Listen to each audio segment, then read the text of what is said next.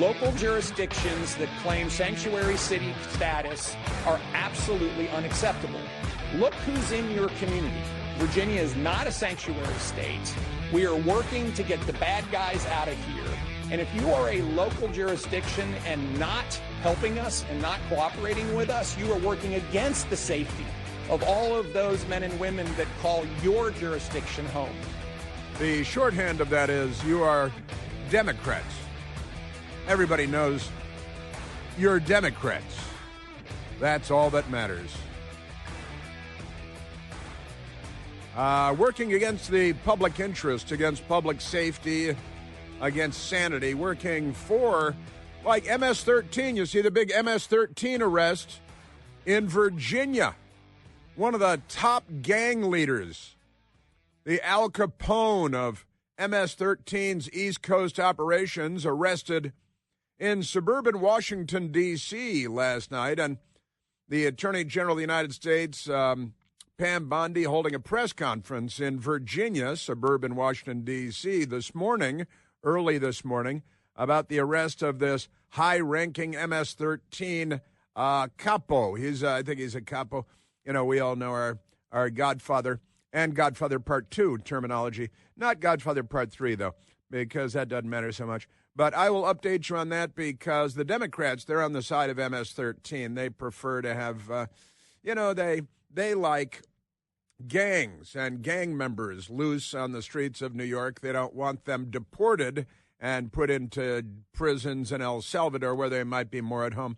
In fact, Kristi Noem of the Trump administration in El Salvador yesterday with a photo op, no less, in front of a jail cell packed full of tattooed gang members that were deported from the U.S. that the Democrats want to bring back and put in your junior high school daughter's locker room because the Democrat Party is a mental illness. It is. They're completely out of their minds, I've got to say. But I've got that story for you because that was just breaking as I was packing up my overcoat this morning to come into the radio studio. Remarkable stuff. We've got a lot going on. Washington, D.C., we have a train that runs underground. Have you heard about this, Michael? It is the subway train. We call it the Metro. And you get little swipe cards. And I have my Donald Trump inauguration swipe card for my Metro riding and bus riding, which we do from time to time. Not every day, but we do from time to time. We're actually more likely to get on a city bus than we are to get on a Metro train. But if we're going to a baseball game or something, we'll ride the Metro train too. Now, D.C.'s Metro installs American flag details on rail cars in city's latest patriotic push. That is the generous headline at the Washington Examiner and one of our real newspapers in Washington. The Washington, D.C. Metro system has begun decorating rail cars with American flag decals. You know, these decals are infuriating the Democrats because they burn American flags. They like Hamas flags. They burn Israeli flags, too. Some of them burn themselves at Israeli locations and set themselves on fire until they choke to death after the cilia in their lungs burns off from the fire that they're inhaling because they're a suicidal death cult. It's kind of like slow-motion Jonestown, the Democrat Party. We should remember Jonestown and talk about it more often. That was going to be a socialist utopia. Remember that? They were out of the Bay Area, San Francisco. Speaking of mentally ill, lots and lots of them. So putting decals on the Washington, D.C. subway trains comes as the capital city expects an influx of traffic, with President Donald Trump issuing an executive order requiring federal employees. I'm glad they didn't use the word workers. I appreciate that since we're not Moscow. To report to the office. As a result, the Metro is set to exceed 1 million daily passengers on all of its rail and buses. And I think that's good. That's fine. Everybody, come on, get back to work. I go to work. Do you go to work, Michael? Michael goes to work. I know, because he's here, when I'm here. And that's a great thing. And Jasmine, too. There's Jasmine. She's been feeling poorly, like a whole lot of people in the last couple of weeks. But Jasmine's back in the saddle today, and that's good. And she looks like she's ready to go, doesn't she? She's armed and ready to go. She's here. It is. She's got her M4. Because she's security on top of everything. It's wonderful stuff. Yeah. So the Democrats, they're upset. What do you mean American flags? Can't have American flags on the subway trains in Washington D.C. Speaking of Democrats being un-American, are you familiar with these? What do you call them? Thermoses. I think they're thermoses. These thermal cups that people use by a company called Yeti. Yeti. Now, the Yeti, I think that's like Sasquatch, right? Yeti is a hairy humanoid that lives in the woods, a Yeti. And the Native Americans, they like the Yeti and the Sasquatch, too. But these Yeti people, they make these thermal things you're supposed to put your coffee in or something. I don't have one, but I don't drink coffee. I drink a lot of water, but I just put it in a paper cup or whatever, and then I throw it away. So it goes to the landfill where the birds need more stuff. But Yeti, they make these thermal things. And I don't think we have one in our home. I was talking to my best girl about this last night. I don't think we actually own a Yeti. My best girl drinks coffee. She's got some of these thermal things, but I believe not a Yeti. Do you have a Yeti? I think you do. You do have a Yeti. Michael's got a Yeti. Do you have a Yeti? See, Jasmine's got a Yeti. They're very, very popular. They're more popular than monkeypox at Democrat Thanksgiving dinners. They have, they got pass the yams, gimme monkeypox. They got all that Thanksgiving at a Democrat house. But here it is. The Washington Post is not covering it because they're a communist front group. But the Daily Mail out of the United Kingdom, another country altogether, a small island nation near Europe. The headline is, Yeti sparks backlash. They're going full Bud Light on us. Yeti sparks backlash after brutally canceling order from conservative women's group. Now, why would they do that? Because they're pandering to and sucking up to misogynists and left-wing radicals that are burning. What are they burning now? Well, they're burning the Tesla dealerships. They've dialed it down from burning every city in the country, which they did because George Floyd died of heart failure while resisting arrest yet again for yet another felony. And the Democrats love felons. They love resisting arrest. They want to defund the police and then destroy them. I got to tell you, President Trump should pardon Derek Chauvin out of Minneapolis, Minnesota, who was kneeling on George Floyd. And there's I just started it the other day. A great documentary available absolutely free to you and everyone in your family, your neighbors, your friends, on Al Gore's amazing internet. Peace be upon him. Blessed are we to live in the same time as Al Gore.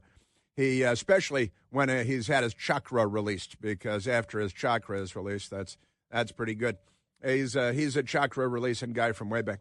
But this is I was just watching. There was more violent assaults on television behind you there, Michael, because the Democrats are violent anti-Semites, and they're going around violently attacking everybody in there. And they're burning Tesla dealerships and attacking Tesla owners and Tesla cars. But that's because the violent left is here in the United States. They call themselves Democrats. But let me get back to this, because Yeti sparks Bud Light-style backlash after brutally canceling order from a conservative women's group. Yeti has been slammed.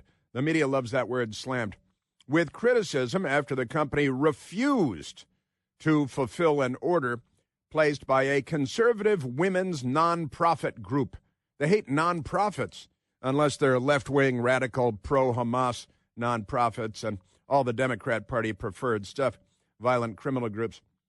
Kimberly Begg, the president of Northern Virginia-based organization. This is pretty amazing. The Claire Boothe Luce, wonderful and amazing woman, Claire Boothe Luce.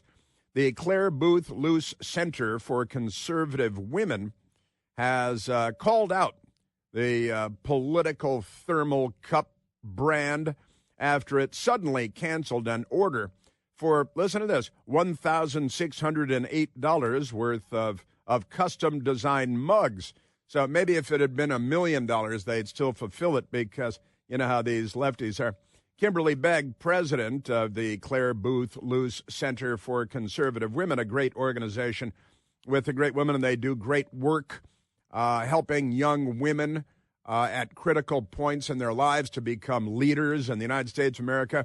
Democrat Party, for a Democrat Party, a leader is someone that makes a good Molotov cocktail and someone that self-immolates because they love self-immolation.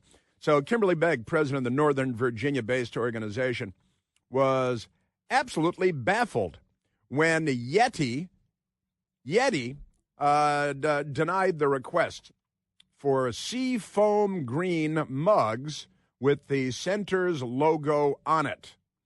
The company made the exact same product last year, shipping them to the organization without any drama at all, Begg told Fox News. Yeti produced these beautiful mugs for us, and we always gave them to our speakers. They'd have people come and speak to their group, and their gift is a nice Yeti with their logo on it, one of these thermal things, because people like them and people other than me use them. Begg told the outlet, now, Yeti produced these mugs last year. We always gave them out to speakers. And good stuff. Said, we contacted the company just for a reorder and did not expect there to be any problems whatsoever. However, these expectations were quickly crushed as the center detailed in a social media post about the Yeti ordeal. So, she says with 5 O's, Yeti canceled us. The center captioned the post, alluding to the cancel culture phenomenon of the radical left-wing extremist fascists that are burning and looting and sacking and plundering and defunding police, but funding transgender theater in Central America because there is a lot of mental illness there, and the mentally ill have taken over a big part of our budget. We thought that cancel culture went out with 2024, they said, but here we are. The order was originally placed with no issues, the Post explained. The Claire Booth Luce organization said they received several emails confirming that the order was being processed. Quote, but then we got denied, canceled. Our order was canceled because our logo includes the phrase, quote, conservative women, end quote. This cancellation was sent after the confirmation emails and even after our $1,608 payment. These people, and then they fired on Fort Sumter because the left is a violent gang of transgender, cross-dressing rabble with a lot of mental illness issues. After the Claire Booth Luce representative called Yeti to ask what prompted the order's cancellation, she was allegedly told the phrase conservative women is on the political aisle. See, it's on the political aisle. So that the mugs could not be made. I bet they make them for Planned Parenthood and the Chairman Mao Zedong. We love, who do they love? Che Guevara. Let's put in our Che Guevara mugs with Yeti and watch them eagerly fill those today. I smell commies here. So starting with our first customized Rambler drinkware in 2015, we've used our best efforts to create and adhere to a policy that prevents customizing products aligned with any political affiliations or organizations, in addition to content that could be considered obscene, vulgar, profane, discriminatory, defamatory, or hateful. I guess that's where conservative women come in because, Democrats, they're not on the side of civilization, not on our side at all. While responding to the fact that Claire Booth Luce organization successfully placed $3,797.84 order for the exact same mug last May, proving that they're lying about what they claimed here, Yeti said that transaction was a mistake. And then, did they go out and burn Teslas? I'm trying. Did they then go out and torch anything? Has anyone self-immolated there? Any suicide attacks by the people at Yeti? I I'm glad I don't have any Yetis at home because I hate throwing stuff out the window of my car when I'm driving. In D.C., that, you could, anywhere you throw it, it's likely to hit a Democrat. Usually a dangerous Democrat. So Yeti, there they are. Some people never learn. I got to tell you, Yeti goes full Sasquatch. Prove that they have nothing but contempt for women and for conservatives. That's more than half the country there. See? Because women are half the country right there, and then conservatives more than half the country. So Yeti, I guess they just want to get into a tub and open a vein like Frankie Five Angels. Chris here with a list of things that none of us should trust. The Washington Post, the New York Times, anything on CNN. Here's a list of things that I do trust. The Washington Times. Support real journalism for just $1 a week at washingtontimes.com/Chris. I tell you, these companies, they never learn. Yeti. Sasquatch. Let's go to Bobby calling from Southern Maryland. Oh, Bobby, you're on the Chris Plante Show. Hey, Chris, good to hear the voice of reason on the radio. I remember about 4 or 5 years ago when a certain party took over the country that the NRA actually wanted them to make some coolers. I don't know if they were coolers or the drink holders, but they refused. Also, it was the NRA. The NRA wanted custom Yetis made, and Yeti denied them. Yes. Yeah. So my cooler at home, I took a grinder to it, and I ground all those names off. And probably tonight I'm going to go take a Sharpie to it and write Igloo on it. Igloo, good old American company. And these Yeti people, they want to be hairy forest-dwelling beasts, the Yeti. And I got to tell you, they learn nothing from Bud Light.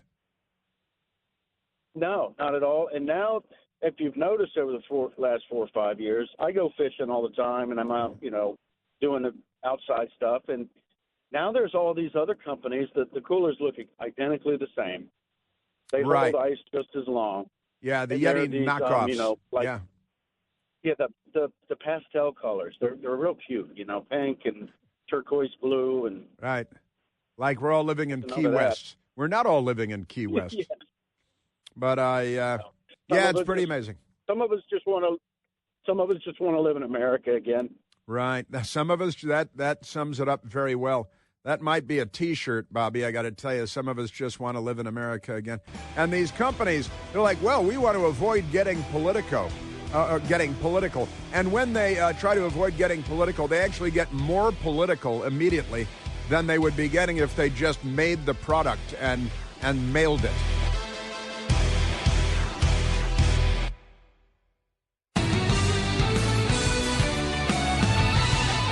These Democrats, where was it? South Carolina, killing the neighborhood alligator. That's a pretty crazy story. I got that for you. It's like a neighborhood pet, and they went in, and to make things better, they captured and killed the big alligator, the neighborhood alligator. Also, the NPR lady, National Panhandler Radio, could she have been more smug?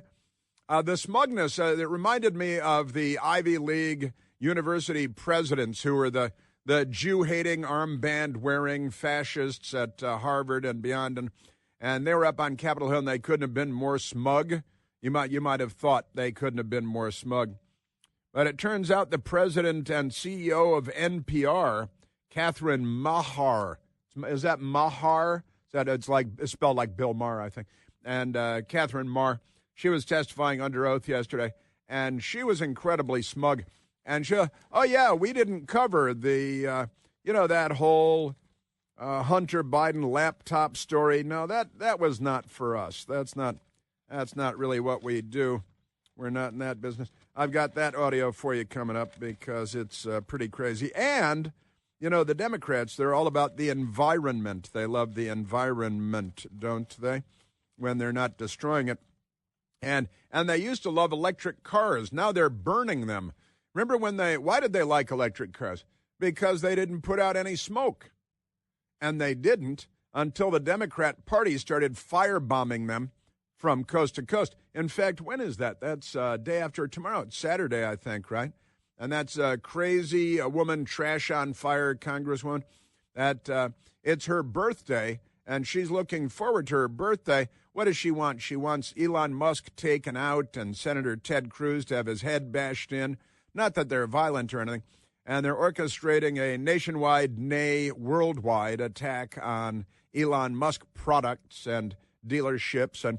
And hey, these things don't put out any smoke until we burn them. Kind of like the guy, what was that Democrat's name that burned himself alive at the Supreme Court because, he didn't want people putting smoke in the air. It was Earth Day, so he set himself on fire. Oh, yeah, Wynne Allen Bruce, the late, not-so-great Wynne Allen Bruce, who self-immolated at the Supreme Court because really mental. Yeah, but when you hear this, it turns out, well, in their ongoing effort to make everything better, they want to grow and then smoke, of course, a lot of pot, a lot of marijuana. And I have this amazing story for you today. But it was actually buried in the Washington Post. But I have this amazing story for you that it turns out that, and it's almost impossible to believe, but it's in the Washington Post. They didn't want to publish it. They very reluctantly published it and then buried it inside their newspaper.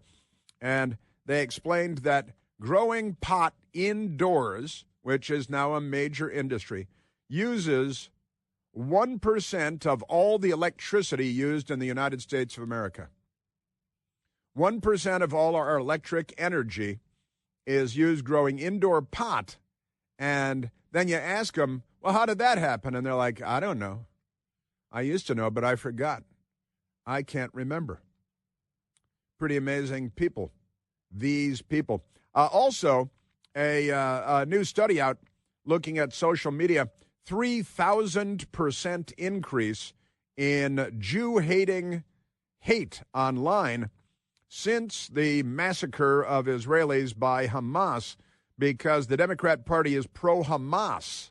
They're pro-genocide of the Jewish people. Yeah, 3,000% increase in violent rhetoric. And I've got that story for you because it's a study. It's very scientific. They do that sort of. Oh, yeah, and by the way, speaking of which, Hamas is raining missiles down on Israeli citizens and school children again today, because that's what genocidal, bloodthirsty terrorists do. And if you're a bloodthirsty terrorist, then the Democrat Party supports you. If you are MS-13, then the Democratic Party supports you. If you are Tren de Aragua, the Venezuelan gang, then the Democrat Party supports you. They're not on our side. How many times do I have to say it? And for how long have I been? It's one of my phrases. They're not on our side, right? And boy, they prove it over and over again. But this story, this did make me laugh this morning a little bit because they're out of their minds. But the headline, the Washington Post did the story with a guy who, I think this guy might have been in the middle of that whole fake story about the Christian kid, who sued who got lied about the Lincoln Memorial. Yeah, Nick Sandmann, right. All right, here's the story. Cannabis's energy footprint is sky high. What? How can the cannabis energy footprint be sky high? Can it go green? So then they spin it. They immediately spin it right there in the headline. And they have this radical left-wing extremist typing the story up. Nicholas Rivero. Indoor production of cannabis, that is to say the marijuana, indoor production uses about 1% of U.S. electricity. Wow. And pollutes more than crypto mining. It pollutes more than crypto mining. I don't know exactly how much crypto mining pollutes, but sounds like a lot. As the industry grows rapidly, some seek a cleaner way. Maybe self-immolation. I know I keep going back to self-immolation, but it's an important topic. And then they tell this long story. In 2010, an energy researcher named Evan Mills was surprised to walk into a plant nursery near his Mendocino, California home and find among the seedlings and bags of soil a display of gigantic 1,000-watt light bulbs. I don't think you could even get those. Can you get those anymore? 1,000. I think Al Gore or somebody outlawed those, something like that. One gigantic 1,000-watt light bulbs, a more powerful version of bulbs commonly used to light highways at night. To wait highways at night. He asked the nursery owner what these giant light bulbs were for. He gave me kind of a side eye and then explained, well, it's for cannabis growing, you idiot. That's what he said, because they're all very nice and friendly, and not everybody that gets stoned gets more friendly. It might have been, it must have been like sativa rather than indica, right, Michael, to get you wound up instead of all relaxed. But there it is. He said, it's for cannabis growing, you idiot. That's what everyone around here does, he says. So that's good. Now, the federal government, and the Washington Post, God knows they believe everything the federal government tells them, rarely funds research on marijuana, a substance as officially ranks as more dangerous than fentanyl, cocaine, and meth. Say that marijuana ranks as, according to the federal government stuff, more dangerous than fentanyl, cocaine, and meth. I'm not sure I actually believe that, but it is the federal government and the Washington Post, let alone its energy use. So Mills, the researcher, senior scientist at the Lawrence Berkeley National Laboratory, which is named for a slave owner, Berkeley, and they're good with that because they love the recreational bullwhip, spent nights and weekends outside of work on a years-long question, to build what many growers and regulators and research consider the most complete model of the energy it takes to power the American cannabis industry. What he found after interviewing grow light sellers, they sell grow lights, 1,000-watt grow lights, reading trade journals and equipment manuals, poring over cropped yield analyses and case studies of growers' energy use, and scouring law enforcement reports, is that together legal and illegal cannabis growers use about 1% of all American energy. 1% of all American energy. That's a lot of energy. That's not just electricity. That's 1% of all American energy. It's right here in the Washington Post, and it's Berkeley, California, and they're researchers, and they might not even be stoned or anything. And I got to tell you, everybody in Washington, D.C. smokes pot, I think. Isn't that true? That might explain a lot. And I've got to say, I know lots and lots of people that smoke pot. I can't say, there's just lots and lots of people that smoke pot. And it's more true than ever, I believe. Pretty remarkable. So 1% of all American energy, the Washington Post says, just for growing. Then, you got to light your joints and stuff. That's going to require more energy of some kind, right? Does your car lighter work in your car, Michael? No? Yeah. Yours works? You got a car lighter that works? Oh, that's good. That's good. Jasmine, I got one of those car lighter things in the middle of my dashboard, but it doesn't light your cigarettes. Just, you can plug your phone into it or something like that, but it's got one of those like car lighter plug things, So 1% of all American energy. That's more than cryptocurrency mining, a kind of a bizarre comparison to use, or all other crops combined, according to the paper Mills published in February, an update on his original 2012 study.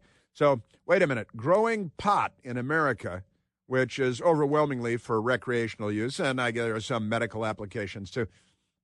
But and then around here, people get a prescription for pot, and then they go buy it and they smoke it like, oh, hey, I got a prescription, and it's all a big joke, right?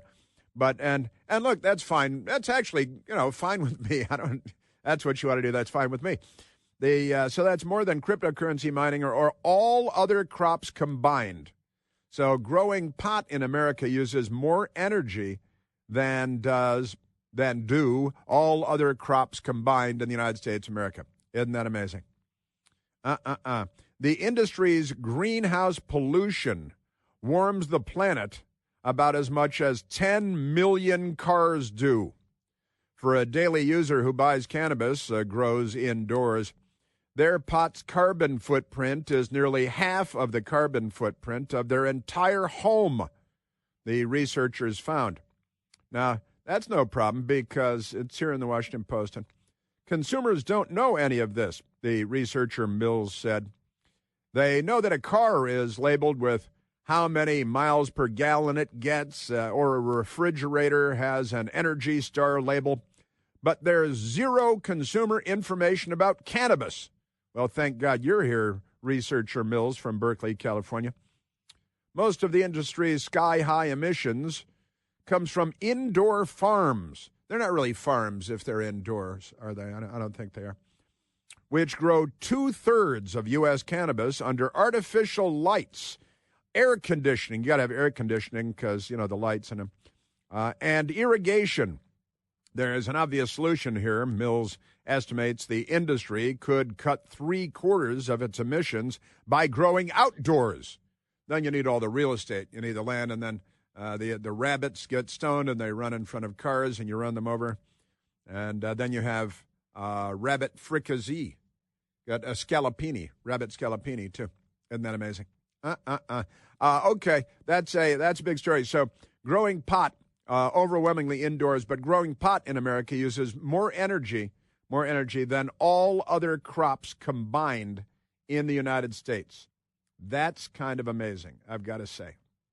And uses 1% of all American energy to grow pot so that Democrats can get dumber and vote Democrat.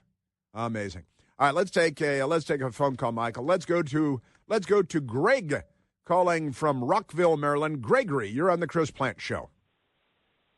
Hey, Chris. Thanks for taking my call. You betcha. Yeah, I love the show as always. Great segue. Yeah, there's a lot of pot here in Maryland. These politicians actually, they just proposed a bill to make it legal, to legalize making your own pot brownies here in the state, as if we don't have enough potheads. But I had a quick thing for you. There's a delegate who was caught on camera yesterday because Maryland's proposing $1 billion+ in tax hikes, as if we don't have enough taxes already in this ridiculous state. But they're proposing $1 billion in tax hikes, and there was a delegate caught on camera saying, quote, the most patriotic thing that someone can do is pay taxes, pay higher taxes, and pay their fair share.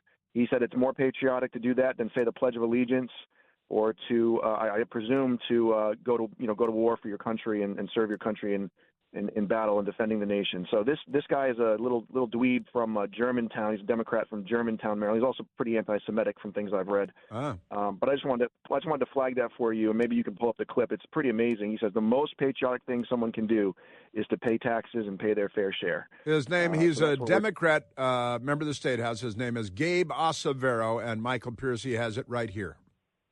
Yep. It is the most patriotic thing anyone can do is to pay your taxes. And we can debate how we want to raise those taxes, whether we should raise those taxes, who we're raising it on, but the most patriotic thing you can do is not the Pledge of Allegiance, is not singing the Star-Spangled Banner, serving in the military, your fair share in taxes. Yeah, that's it. There it is, Greg. And I tell you, we weren't even aware of it until you called in, but we have this magic machine. It's called the Internet.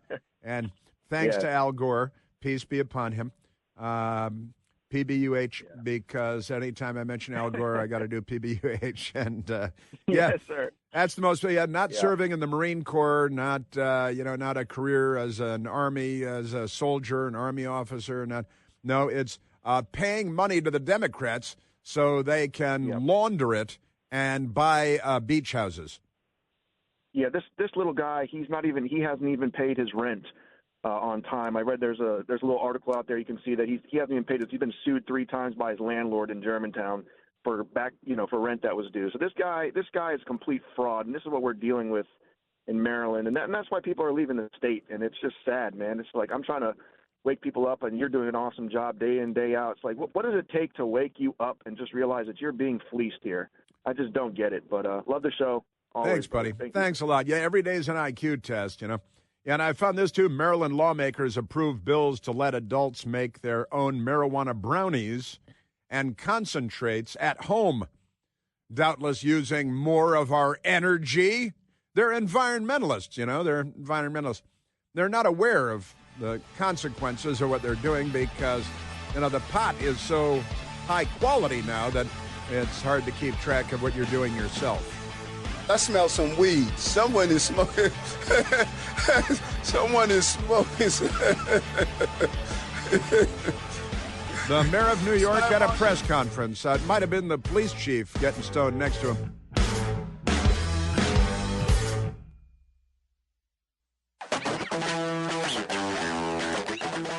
One 1% of all energy in the United States goes to growing pot indoors, because in D.C. you can grow pot at home and you can smoke it. They politely request that you not shoot anyone. That's not working out very well, though, is it? Stop carjacking. You know how Democrats are. They're kind of wacky. All right, let's go back to the telephones. It is Thursday, and I have just over 2 hours left to go, and I have about 4 hours worth of content, so I'll see what I can do. Let's go to George calling from Frederick, Maryland. Jorge, you're on the Chris Plante Show. Chris, how are you? Couldn't be better, my friend. Hear your voice every day. Thank you very kindly. Good. You're very kind. So when are we going to start getting to the facts? Because George Goebbels keeps calling from the 1940s, and he wants his propaganda back. We have, it is a fact that our carbon dioxide in our atmosphere is at 0.0037. That's how much carbon dioxide we have in our atmosphere. And we keep getting these idiots on there that it takes 1% of the U.S. energy to grow pot, and look at all the greenhouse gases there. Again, when's the truth going to come out? Well, that's why I get out of bed every morning. That's for sure, George. There is a battle going on Earth, and certainly in the United States, and the battle is over truth. Did I hear you correctly say that perhaps he was influenced by Goebbels?